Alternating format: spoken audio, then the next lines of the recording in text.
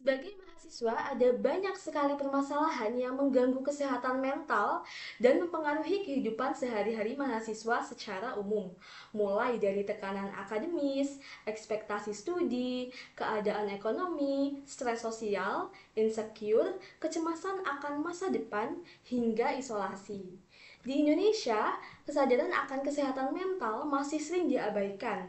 Selain itu, stigma negatif, komentar buruk, sugesti penderita lemah atau terlalu sensitif juga sering melekat pada seseorang yang memilih untuk berkonsultasi dengan profesional dalam bidang kesehatan mental. Bahkan beberapa orang mengaitkan masalah kesehatan mental dengan kurangnya keimanan. Hal ini jelas tidak membantu kondisi mental seseorang, bahkan sebaliknya bisa memperburuk situasinya. Akibatnya, penderita menjadi ragu untuk mencari bantuan atau informasi terkait kondisi mental mereka. Bahkan pada tahun 2021, Kementerian Kesehatan Indonesia menyatakan terdapat peningkatan sebanyak 6,5% pada kasus depresi saja, bahkan belum termasuk gangguan mental yang lainnya. Sehingga perkenalkan, saya Vanessa Novita Dewi dari Teknik Industri Angkatan 2021 dan selama belasan menit ke depan saya akan menyampaikan materi terkait kesehatan mental pada mahasiswa. Sebelumnya, mari kita ketahui secara definitif apa itu mental health atau kesehatan mental atau kesehatan jiwa. Jadi, mental health ini adalah segala kondisi yang mencakup kesejahteraan emosional, psikologis, dan sosial. Hal tersebut yang mempengaruhi cara seseorang untuk berpikir, merasa, dan juga bertindak. Kesehatan mental juga menentukan cara seseorang dalam menangani stres, menghadapi orang lain, dan menentukan pilihan. Sementara kesehatan jiwa menurut WHO atau World Health Organization merupakan saat seseorang mampu merasa sehat dan juga bahagia menghadapi tantangan hidup dan dapat menerima orang lain dan kondisinya. Kemudian dapat mengapresiasi dan bersikap positif pada diri dan juga lingkungannya. Sebenarnya terdapat dua faktor yang mempengaruhi kondisi mental mahasiswa secara umum. Yang pertama adalah secara internal, yang kedua adalah secara eksternal. Secara internal, kondisi mental mahasiswa dipengaruhi oleh tiga hal, yaitu sifat, bakat, dan juga keturunan. Nah, ketiga faktor inilah yang akan menentukan bagaimana kondisi mental mahasiswa pada saat belajar ataupun bersosialisasi dengan orang lain. Kemudian untuk yang faktor eksternal itu terdapat dua hal, yaitu lingkungan sosial dan juga lingkungan kemasyarakatan. Kemudian banyak sekali yang menganggap penderita gangguan mental itu sama dengan ODGJ. Jadi sebenarnya terdapat tiga kondisi mental dari seseorang yang saat ini kita anggap sebagai mahasiswa. Yang pertama adalah apabila jiwa atau mental itu terjaga, disebut dengan sehat jiwa. Kemudian apabila mental tersebut mengalami masalah atau gangguan secara konstruktif ataupun berat, maka disebut dengan gangguan jiwa. Nah, di tengah-tengah itulah dinamakan masalah kesehatan jiwa, yang terkadang mahasiswa secara sadar maupun tidak sadar telah mengalami masalah tersebut. Nah, di sini gangguan jiwa itu hampir-hampir mempengaruhi dan juga dipengaruhi oleh gangguan fisik. Jadi sebenarnya gangguan jiwa atau gangguan mental itu saling dipengaruhi dan juga mempengaruhi kondisi kesehatan fisik seseorang. Nah, secara kondisional, kesehatan fisik itu hanya ada beberapa yang dapat mempengaruhi resiko pada gangguan jiwa atau gangguan mentalnya. Sementara beberapa gangguan jiwa yang bersifat komorbid mempengaruhi upaya terapi dan hasil penata laksanaan kondisi kesehatan fisik.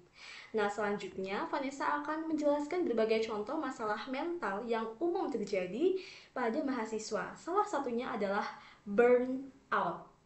Jadi burnout ini merupakan kondisi stres kronis yang dialami oleh seseorang saat merasa lelah secara fisik, mental, dan juga emosional yang disebabkan oleh pekerjaannya.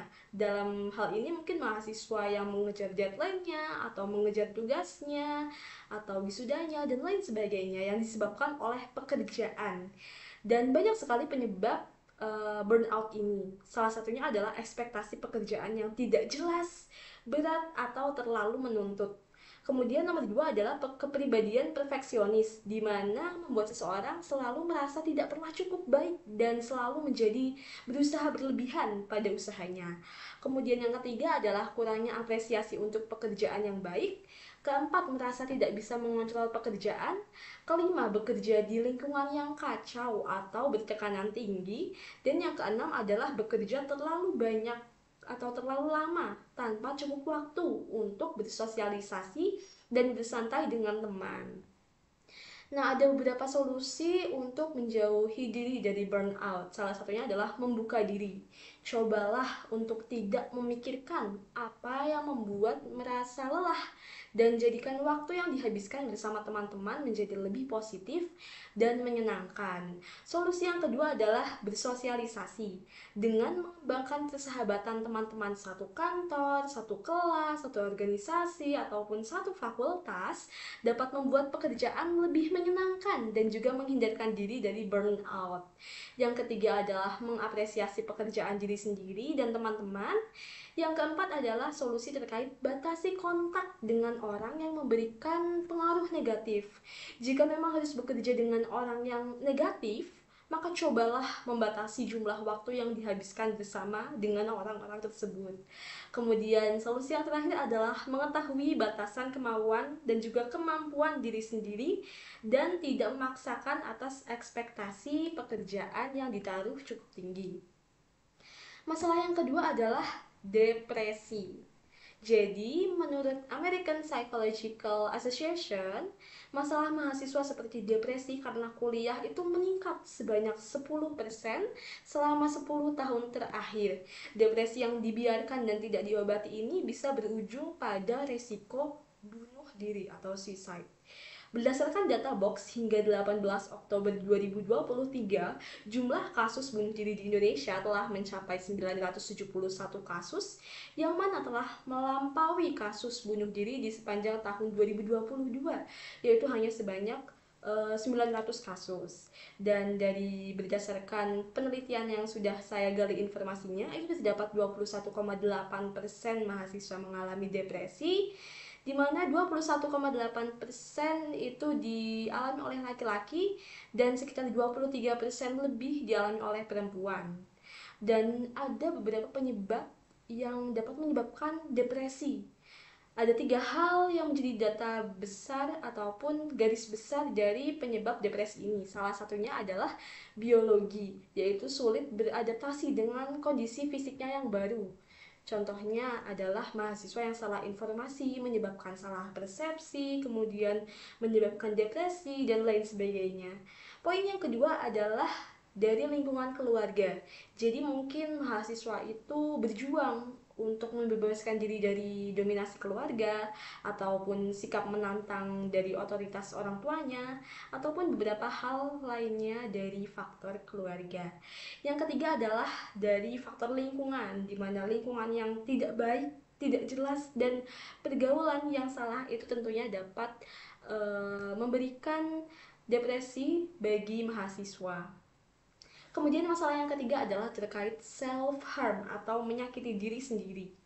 Jadi, penelitian yang dilakukan oleh tim peneliti dari Universitas Cornell dan Universitas Princeton menunjukkan bahwa sekitar 20% dari mahasiswi dan 14% dari mahasiswa melaporkan melakukan perilaku menyakiti diri sendiri atau self-harming. Ada beberapa faktor penyebabnya, yaitu dari masalah yang sebelumnya atau masalah depresi ini.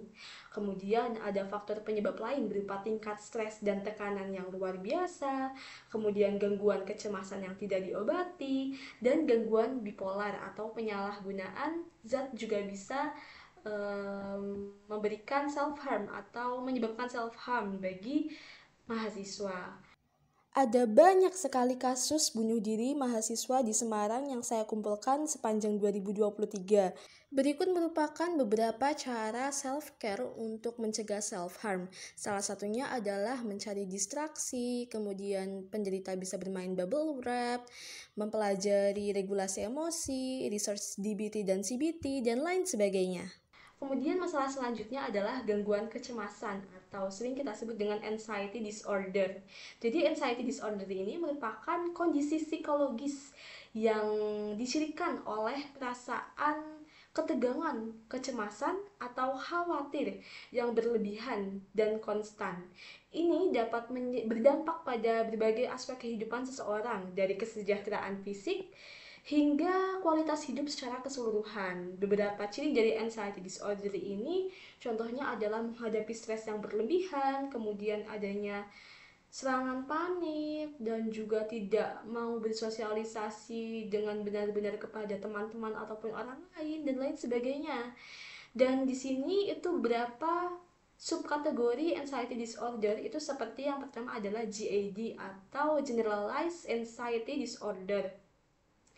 Yang kedua adalah serangan panik, di mana pengalaman tiba-tiba dari rasa takut yang kuat disertai dengan gejala fisik seperti detak jantung yang cepat, sesak nafas, gemetar, dan perasaan kehilangan kendali.